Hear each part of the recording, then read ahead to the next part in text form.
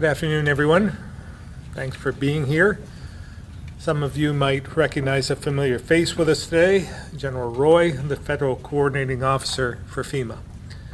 And having him here is good news because it means those impacted by flooding on July 9th through the 11th will now have access to federal funding through FEMA and the SBA. As we announced last week, President Biden approved our major disaster declaration for the early July flooding, bringing much needed support to communities and individuals. General Roy will go into more details, but this includes individual assistance for households and public assistance for cities and towns in Addison, Orleans, Washington, Caledonia, Chittenden, Lamoille, and Essex. I want to note we asked that Orange County be added to the public assistance declaration, and that was approved. We also expect to submit our major disaster declaration for the July 30th flooding today, and will then need to await a decision from the President. As we discovered last year, while there are loans available for impacted businesses through SBA, these federal programs don't provide grants for businesses. So like we did last year, we're using state money to provide $7 million in grants to businesses impacted by this year's flooding. And that's on top of another $5 million passed this past legislative session that will be available for those impacted by the 2023 storms. That application will open tomorrow, and Commissioner Goldstein will talk more about this in a moment. It's important to remember, while these federal and state resources are essential and will help, we know it's not enough, and it's not going to make people whole or cover all the costs. I know this repeated flooding has taken a toll on municipal and family budgets, especially for those who have been hit multiple times just in the last year.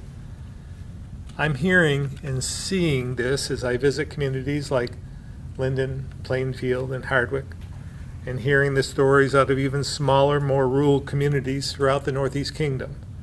Communities that already struggle to make ends meet and now have to add flood recovery to the list. I hope all Vermonters will continue to find ways to volunteer or donate in the same way you did last summer.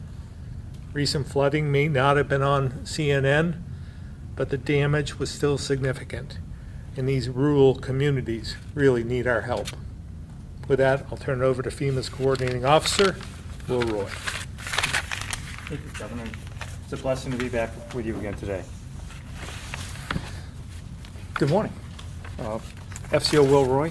The President has declared major disaster declaration for Vermont for the 9th through 11th July storms and authorized funding, as the Governor said, for individual assistance for 7 counties and public assistance for 8 counties and hazard mitigation statewide. So what does that mean? For public assistance, FEMA may provide funding to reimburse local and state governments for eligible work they have already completed, or provide funding for work to be completed for permanent infrastructure that was damaged as a direct result of the storm. At this time, due to the constraints in FEMA's Disaster Relief Fund, we're operating under immediate needs funding, which limits our ability to support public assistance projects until Congress passes a budget. However, under immediate needs funding, we can support life-saving and life-sustaining measures as well as the individual assistance program. For hazard mitigation, the grant program provides 15% of the total cost of the disaster to Vermont to use towards mitigation projects anywhere in the state. And it doesn't need to be focused on this specific disaster. This is a key element of helping communities overcome disasters and become more resilient for future storms. For individual assistance, FEMA can provide assistance to eligible individuals and families who have had impacts to their primary residence as a direct result of the 9 through 11 July storms and live in the following counties: Addison, Caledonia, Chittenden, Essex, Lamoille, Orleans, and Washington. FEMA can provide housing assistance such as rental assistance if residents have had to be displaced from their homes, as well as funding for home repairs to make their homes safe, sanitary, and functional. FEMA can also provide funding for underinsured or uninsured residents with disaster-related expenses such as personal property losses. FEMA staff are out in the impacted communities providing information on our individual assistance program. In fact, within 1 hour of the declaration being announced, we had staff members in Barry and in St. Johnsbury, within 1 hour. As of today, we're in all 7 declared counties for individual assistance, reaching out to those impacted by the mid-July disaster. We're also working with the state to establish disaster recovery centers where Vermonters can go to either register or seek assistance with their application for assistance. We intend to establish these centers in each of the declared counties. As each center is established, we'll announce their locations. Currently, we have 3 disaster recovery centers already open. One is at the former Goddard College in Plainfield. One is at the Barry Auditorium in Barry. One is at the National Guard Armory in Waterbury. And we're opening one at the Linden Public Safety Facility in Lindenville. And at this time, we're coordinating for centers in both Addison and Orleans counties. If you've not yet registered, please do so by visiting us at disasterassistance.gov or calling us at 1-800-621-3362 or visiting us at one of the disaster recovery centers.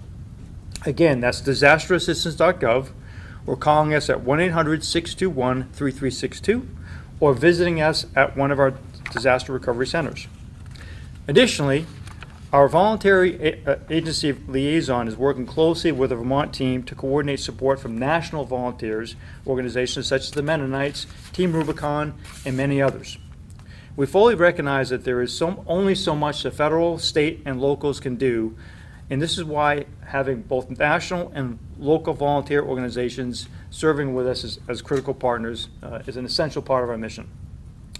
Also, our partners at the Small Business Administration have, as of yesterday, received 17 applications and have already approved $78,200 in disaster loans. They've established their Business Recovery Center, co-located with our Disaster Recovery Center, at the Barry Auditorium and are open and operating Monday through Fridays, 9 a.m. to 6 p.m., and on Saturdays from 10 to 2. We're also tracking the impacts from the 29 to 31 July storm, and should the state's request for a major disaster declaration be approved, we have the staff in Vermont already to work that disaster. Also, if residents who were impacted by that storm were to apply for assistance under the current declaration of 9 through 11 July, listed as DR 4810, their applications will be held in abeyance. And if the disaster for that period, 29 to 31 July, is approved, they will be processed automatically. There's nothing the survivor has to do. In closing, I'd like to cover some updated information on our operations here in Vermont. So as of this morning, there are 378 personnel from Vermont deployed to Vermont in support of all 5 of our current disasters. The disaster survivor assistance teams going door to door have already visited over 2,400 homes.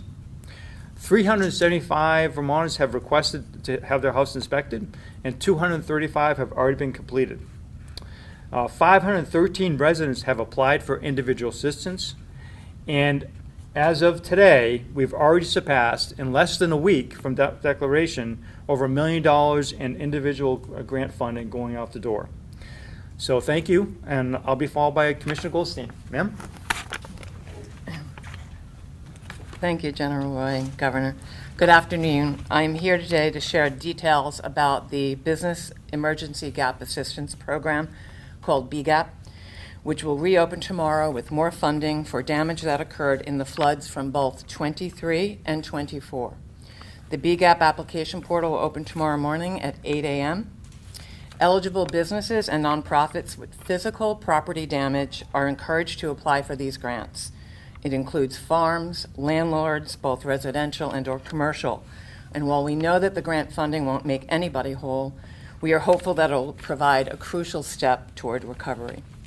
Eligibility and grant calculations differ depending on several factors, and a complete breakdown of this information is available online at accd.vermont.gov/BGAP.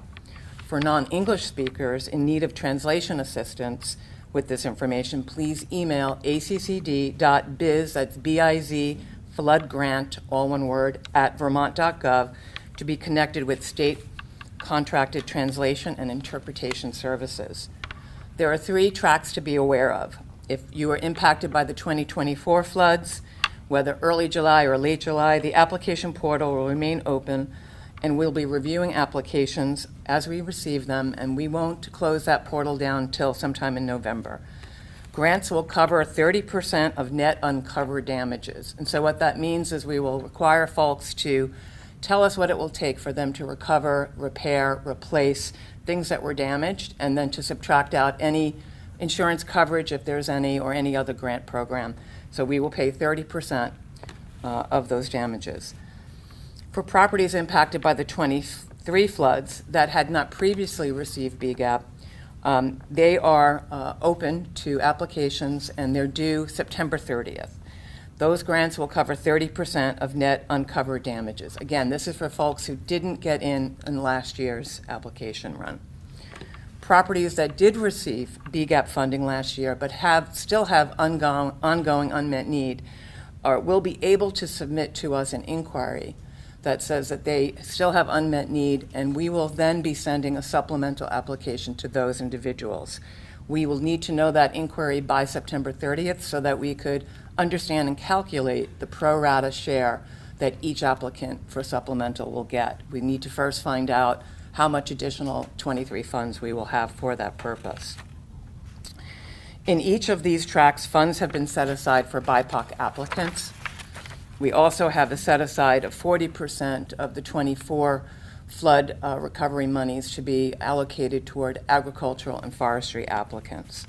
Some important things to be aware of: BGAP grants are awarded on a per location. So if you have multiple physical properties that were damaged, an application should be submitted for each one.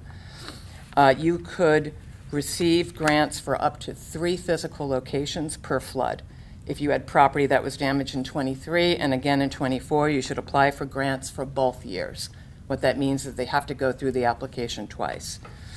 All applications seeking assistance with submitting BCAP applications can receive help from Central Vermont Economic Development Corporation. There is a link on our website directly to ask for a support appointment from them. Additionally, there will be clinics up in the Northeast Kingdom hosted by the Northeastern Vermont Development Association on September 5th in the St. Johnsbury office and September 9th in Lyndonville at the Due North offices. Agricultural businesses are encouraged to visit the Agency of Agriculture's website for more guidance if needed before applying. Right now, the best thing to do is businesses and nonprofits can visit accd.vermont.gov/BGAP to learn more about how the program works and what they need to have on hand in order to be prepared to begin the application process. And now I'll hand it back to the governor. Thank you, Commissioner Goldstein. With that, I'll open up to questions. Governor, do you know, maybe this is for anybody here, what does the foot traffic look like at some of the disaster recovery centers that we've seen? Are people accessing this help? What are we seeing in terms of interest for people coming into some of these sites? Sir, I have our daily staffing report here, but Sam, do you have that off the top of your head as to what the traffic has been so far? Today it's about 12 to 13 in Barry and about 7 or 8 at Plainfield, and then we just had our hard opening for Waterbury today, so we don't have numbers on that yet. Yep, great, thanks. And so with this morning's report, as Sam had said, and he's our go-to for everything for individual assistance. For Barry, there's been a cumulative of 24 so far. Goddard College facility had 13, and as Sam said, we just opened Waterbury and about to open Linden, so it's starting to pick up. Getting the news out, helping us get the word out is very helpful as well. So thank you. This is kind of more of a niche topic when it comes to flooding, but I've heard questions about it. For example, last year we saw a lot of snowmobile trails damaged, whether it's the Vermont Association of Snow Travelers, Ridge Runners runs a lot of them in the Mad River Valley, but they were asking me because part of the trails are in local land, state land, some of it's private property, so they're not quite sure how FEMA could potentially play a role, considering it's like 3 different jurisdictions, if you will. And I was wondering if you had any clarity on something like that, where it's crossing town roads, state roads, private property, things like that. Certainly, absolutely. It depends on who owns the facility.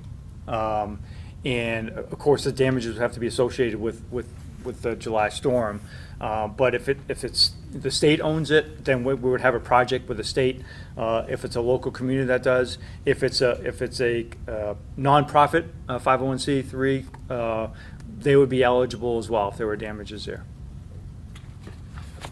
You also mentioned that we're operating under immediate needs funding that Congress hasn't passed for public assistance. What, we're already hearing, I think Wartown, I believe, took on like a $3 million loan to get their culverts and bridges and everything back up and running. Is there like more immediate assistance from like the state that, I mean, it's for somebody else, but like from the state to help some of these municipalities? Yep.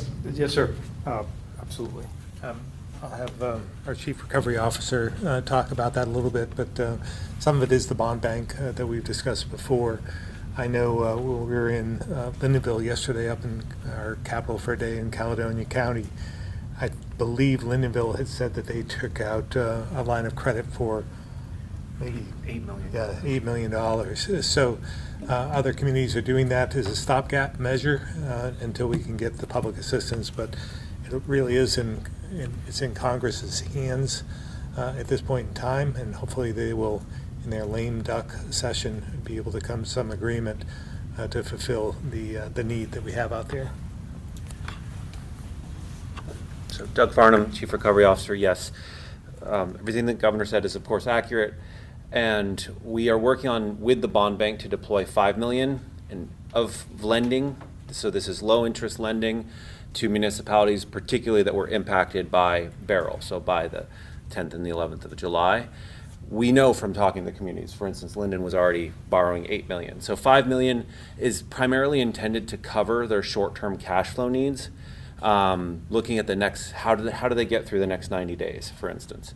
We're also working with the bond bank and Treasurer Pichek to add another layer onto that, similar to what was done last year under the Treasurer's general authority to put out investments with, I think it's called the 10% section. The Treasurer is very open to doing another round of funding, and he's been discussing it with us. But we're going to meet those immediate needs, gather data, and that will help scope a program that we hope he'll approve for that second round of lending. So that's all lending, right? And it all has to, at the end of the day, rely on federal assistance or state assistance for the non-federal share for the portions that we cover. And when we think about flooding, I'm thinking Barry, for instance, right? It was hit last summer, they're hit this summer again. Is there a way, or should we be making changes? Maybe this is the 10% in Vermont program, but like, should we be making changes in state law or creating programs to account for some of this? So I've been having discussions with Michael Gahn from the bond bank about that very issue. I think the municipal bond bank, their whole role is providing capital and providing financial stability to the municipalities. So they're very interested in this.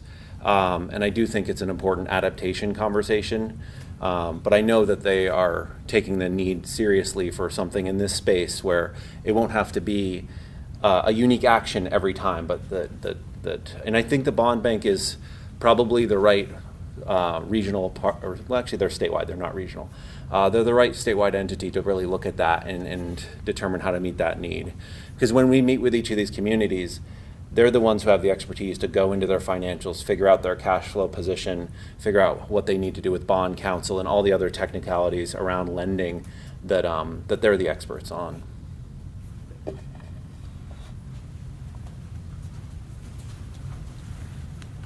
I may be a bit early on this, but is there any consideration of temporary housing provided by FEMA, like the trailers that almost came to be last year?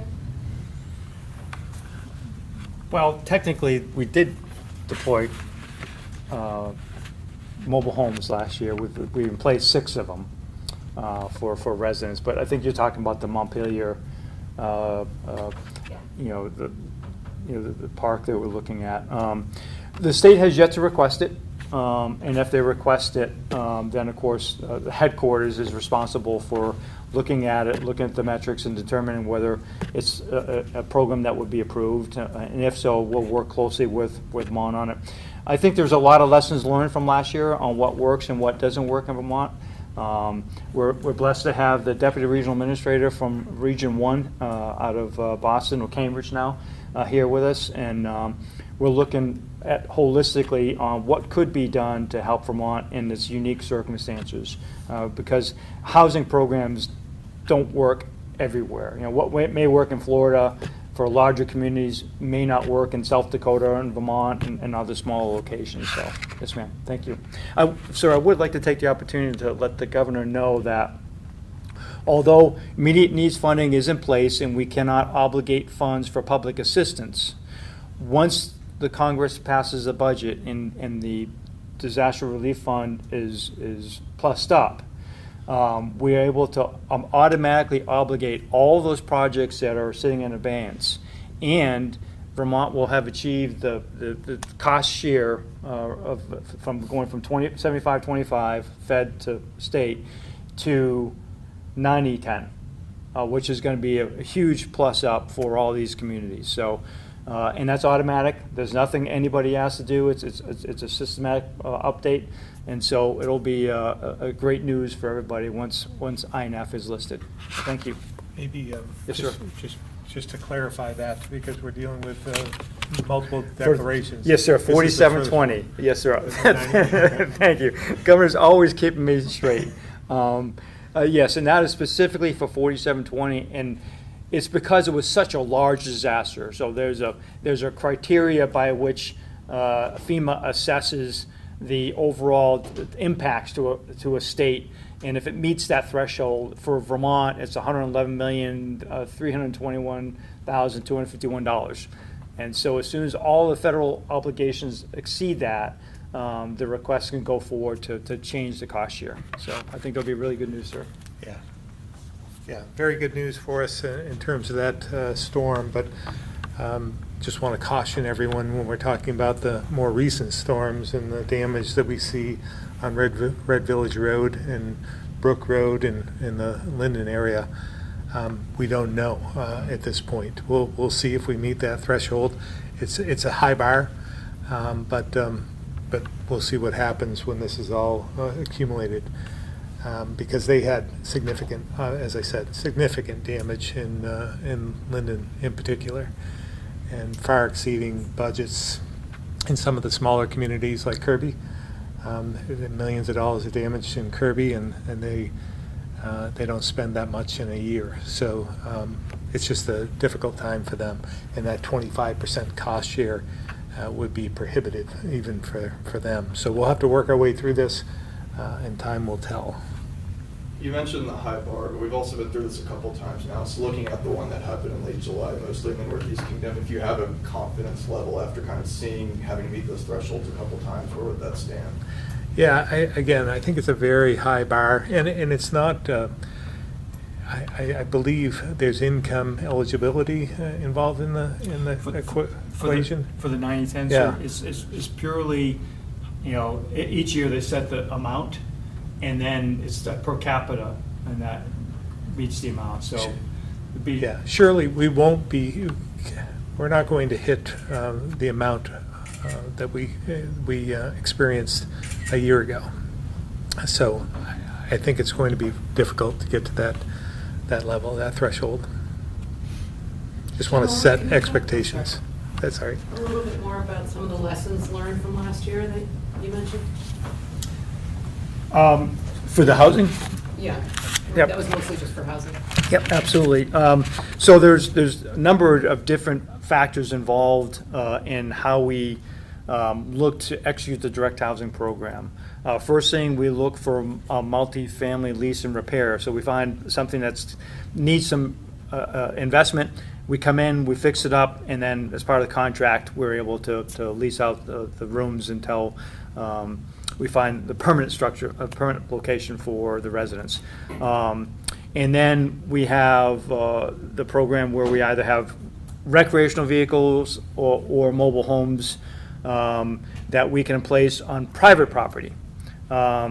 Not a lot of opportunities here in Vermont based upon those who were impacted because they were either in mobile homes or somewhere else.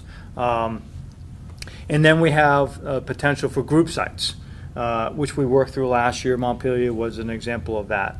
And then the last one is a direct lease program in which we go out and we lease properties and to provide to the residents. You know, one of the challenges I would say with a direct lease program is that we end up competing against everybody else for properties, and I'm not sure that that's the right fix for Vermont. The group sites, you know, again, it takes a lot of work, a lot of development. You know, if there's a location that has, you know, already has infrastructure in place, it's a much faster. And of course, we're in the same situation we were last year where we're running against the winter. Should the state request and it be approved for direct housing, you know, that would certainly be something we look hard at is, are there locations that the infrastructure is already placed and we can move forward quickly with it? And then as was being discussed earlier between the Deputy Regional Administrator and the Governor, you know, also looking at other possibilities that may be out there that could be utilized for Vermont for more rural communities. Because, you know, even though the Barry area was hit, what can be done in Plainfield or what can be done in Linden in the more rural communities as well. Because we want to try and keep residents as close to their damaged or destroyed properties as possible. Good? Thank you, appreciate it. Yeah, I will just note, like last year we started with 264 people who expressed interest. We ended up with 11. And part of it is that the immediate reaction is, yeah, I want help. But then they find something, and so that's how it plays out. Yep, thank you. Thank you, sir. Governor, do you foresee a need for any FEMA trailers this year? I wouldn't say that there is as many mobile homes damaged in this recent storm that there was, you know, a year ago, but there's still a need for replacement homes. So we're going to be working with, especially, I think the hardest hit I saw in a mobile home park is in Lindenville. Again, probably at least a half a dozen homes there, but then there's some one-offs throughout the region on private property, and a number of homes that we've seen in Plainfield that are still impacted. So again, I'm not sure what the need is going to be, but it isn't as significant as it was last year. General Moore, I think you said 11 people ended up going forward with temporary housing situations from last year. Are you aware of any of those families that are still in their temporary housing units from last year? Yes, actually, great question. So 2 have moved out so far. Those are the ones that were in the mobile homes. One purchased another mobile home and turned it, and the state is in the process of purchasing it. And then the other person, they actually purchased the mobile home they're in. So there's still 4 people in them. One intends to part it, and the state will buy it, so they'll end up with 2 purchased from the state. And the other 4 intend to buy the homes that they're in. And then the 5 who were in the direct lease program are still in the program, and they're authorized to be in the program through January. And directly, that's like a situation where they're renting like an apartment or something? We actually lease it for them, and they move in, and every month we go back and we visit them. We see what their permanent solution is. We work with long-term recovery groups, disaster case management to see how we can move them along. Are they able to like just carry on a lease themselves in the same unit? If they can afford it. Okay. If they can afford it, right? But some of the leases we had to get were fairly expensive, and that's the challenge. Thank you. Do we have an updated figure on the number of homes that were damaged in both storms? Look at, Or how many people have called in with damage reports? I can share some general information. So I would say, do we have a formal updated figure? No. We're continuing to, and I think over the next couple of weeks, we will see a lot more of that information crystallize. In general, we're still seeing that this is, as the governor said, it's not going to hit the scope of impacted households of last year. But the thing that's starting to come out in the data, like in Plainfield and Linden are both good examples, proportionally to the size of the community that was impacted, we're seeing big pockets of household loss. And the blend of overall households impacted to houses that are damaged or destroyed is different because it's not inundation flooding, it was fluvial erosion, and it was more likely to damage the structure. So I would say we're not ready to release updated figures yet, but that will start crystallizing soon. And those are my general kind of perceptions from the community visits I've done. Hey, Governor, while we're talking about housing resources, we have somebody from the SBA here who can talk about another avenue of options for housing. If you want to step up there, Anita, thank you. Just right up to the mic. all right.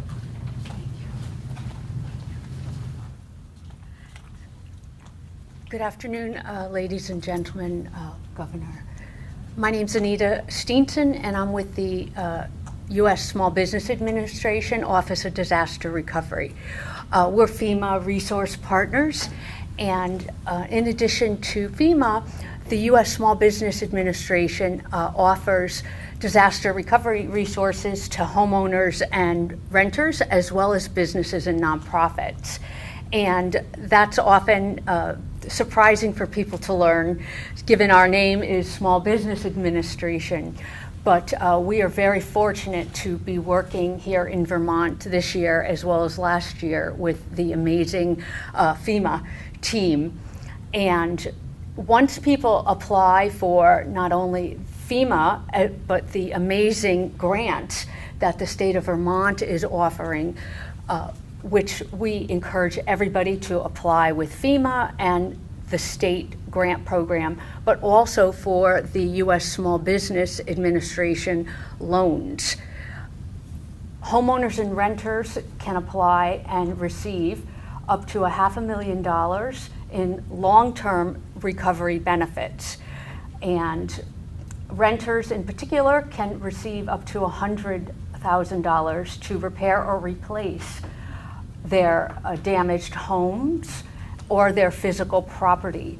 And right now, we're talking about 2.688 interest spread out over 30 years.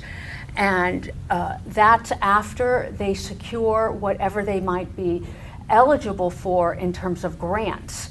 And businesses can receive up to $2 million to repair or replace physical property and or economic injury.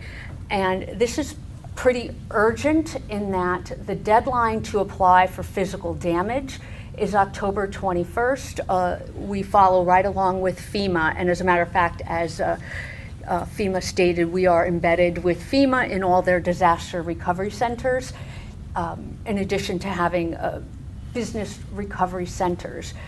In addition, which is very important given what occurred last year, the Small Business Administration will additionally loan up to 20% of whatever the physical damages were to the home or business to be earmarked towards resiliency and mitigation.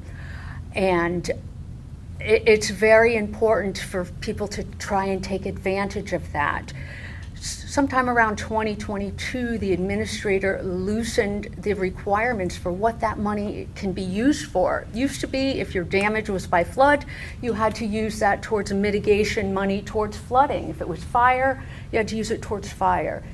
But realizing the changing environmental and reason for damage can be all across the board, the administrator said, you can use your mitigation money for any type of mitigation. Even if it's flood, if you're concerned about fire or tornadoes, you can use your 20% mitigation to harden and make your property, business or personal property, resilient towards any sort of disaster. So we encourage everybody, apply for everything simultaneously. Your FEMA resources and benefits, your state resources and benefits, and your SBA loans. You are not obligated to take the loan. You have time to decide, see how your grant money flows to you. And even if you don't take it during the deadline, you have 2 years to come back and say, wait a minute, maybe I did need to take that loan some time ago, but if you don't apply, you can never come back and ask for it. Thank you so much. You can apply at one of our recovery centers along with our FEMA amazing partners, or you can go to sba.gov/disaster. Thank you so much, Governor, FEMA, our state partners. Any questions at this time? Thank you, everyone. Appreciate it. Thank you. Governor, Vermont had a mosquito virus illness earlier this month. New Hampshire just had its first death announced yesterday. 47 Vermont mosquitoes tested carrying the virus. Is this a result of more standing water due to the flooding? And what can the state do about it? Probably a little bit of both. We're seeing some in northern New York as well, and the northwest section of Vermont and in New Hampshire. So standing water, obviously with the amount of rain we've had, elevated temperatures is not conducive to, it's conducive to a good climate for the spread of the virus, but not great for the rest of us. So there'll be a press release going out this afternoon from the health department advising of the danger associated with this, but it's really about being aware of the situation so you can take some precautions. There was a meeting in Rutland this morning between local leaders, but also people that help be unhoused, as September is kind of coming around the corner where that 1,100 room cap hits for the emergency housing program. So I guess from the state perspective, I know back in July they said they believed there was roughly 1,400 or so people per household still there, but they have to cut that to 1,100 in September. So I guess what are you guys expecting from the state come that point in September when those cuts have to happen? Yeah, I'm not sure. I haven't seen the numbers in terms of what people are using in terms of their allocation, their 80-day limit and so forth, whether they've used them judiciously or they've used them throughout the time over the summer. So I think we'll learn a little bit more as we move forward. But I don't have any more information than that at this point. Rebecca, do we have anybody on that can answer any of that? Secretary Samuelson is on. Secretary Samuelson, did you hear the question? Yes, Governor, I did. The question really was, as we come close to the end of, at the middle of September, what we see are the 1,100 cap going into place. We also see that individuals had 80 days. Right now we have about 1,400 households who are currently continuing the program. About a third of those households will begin to transition out of the program in mid-September and on to alternative housing options. Any follow-up? Yeah, can you talk more about those alternative housing options? What do you mean by that? Yeah.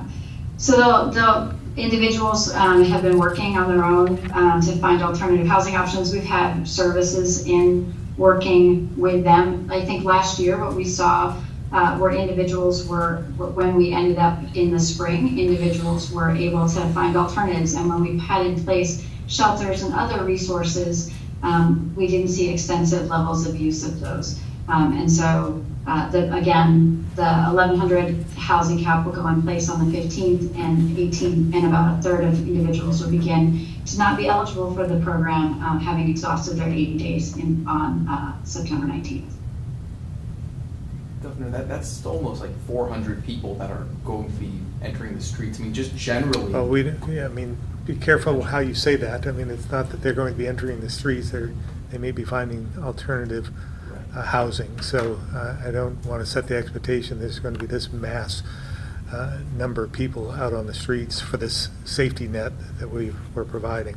Just generally, what are you expecting to see, do you think? I really don't know. Again, I don't know how judicious they've been in terms of their 80-day limit and so forth. If they were planning ahead a bit, they might have utilized that a little bit differently. But I just don't have any idea of what to expect at this point. But this is something that we worked out with the legislature, and about the sustainability of this program, this safety net, this hotel motel program that we know has to come to an end at some point, and we're trying to incrementally wean ourselves off from that. You yesterday, of course, probably heard from a lot of people in the kingdom that housing is a really big issue, certainly with the manufacturers and whatnot, but especially for lower income or people at risk of homelessness. Next session, do you have any new proposals or any new ideas maybe to try to bolster housing? I'm thinking specifically for low-income Vermonters. Well, I think it's across the board, and we heard that at some of our other venues throughout the day. It's not just low-income housing that is needed. It's across the board. Middle income, we talked about that a lot. Even higher income in some respects. We just need more housing, and that's what we're going to be focusing on. I think there'll be we'll come through with asking for more of what we've been asking for over the last number of years, and hopefully we'll see the benefit of more regulatory reform in the future, because the 1 or 2 years isn't going to do it. We're going to need a number of years to move the needle here. We need 7,000 units right now of housing, right now, just to catch up, and we're not going to come anywhere near that. 1 or 2 years, that's like the Act 250 exemption. Yeah, that's right. Right. Just won't be enough. Have you spoken with the mayor of Burlington or the chief of police about what has transpired over the past month? Yeah, I have not, but I would imagine our Commissioner of Public Safety has. She has ties with the community, so I'm sure she has. Is there any plans for like a task force or increased patrols of state police, or does the state have any plans to get involved in Burlington? Well, we haven't been asked that I know of, and we have offered assistance in the past, and we would do whatever we can to help out Burlington if they requested that. But at this point, I haven't heard of anything. But again, going back to what we've seen in Burlington, but what we've seen throughout the state, just more violent behavior. We talked about that in one of our public safety meetings yesterday in the Caledonia County, and I guess, and this was from law enforcement and healthcare providers and those in the mental health field. Most feel that this is all, most of the violence we're seeing is due to drug trafficking and illicit drug trafficking. So we need to step up our game there as well, and there are a number of provisions that we feel that could be helpful, some that will be familiar because we've asked for them in the past, but we're going to need the legislature to help out with that. Yeah, and I guess that's the follow-up, is like specifically what can be done for Burlington, right? I mean, you look at like Buell Street, there was an encampment there, there's an encampment by the waterfront. You go down there sometimes and you'll see dozens of people congregating on the lawns of churches, open drug use. I mean, just what's the solution here?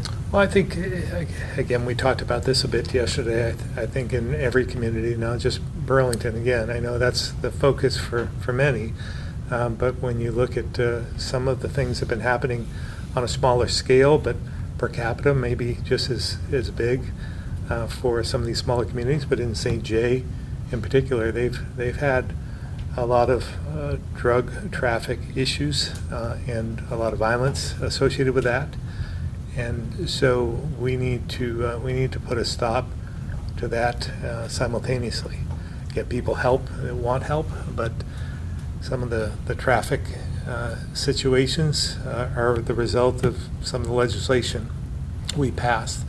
Raise the age being one. It's something that I think has had a negative effect on what we're seeing in terms of violence in the trade in Vermont, using underaged adults, so to speak, knowing that there are no repercussions, there's no accountability, and they're using them to move the drugs from one state to another.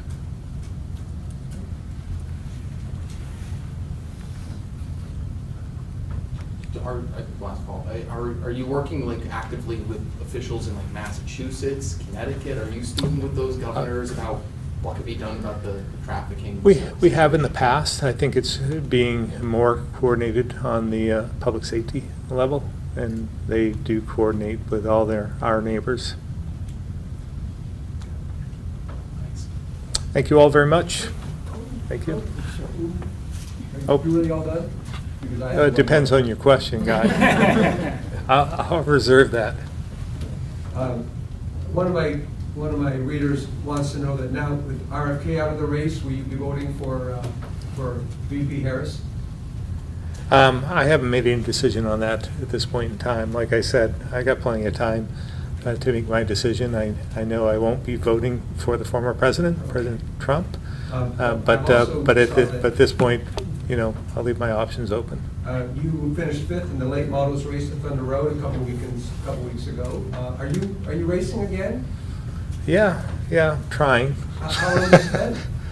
Oh, well, it's been sporadic, but And how's it working out? What's it like being back in the truck?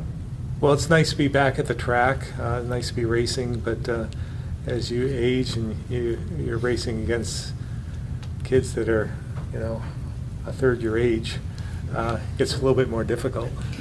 So Northfield is having its Labor Day weekend. It's starting on this Friday with a car show, and Paul Bean, who's organizing it, would really love the number 14 car. Consider yourself invited. Well, I'm hoping that I'm going to be racing tomorrow night, and so we'll see at that point whether there's anything left of it. Thank you all very much.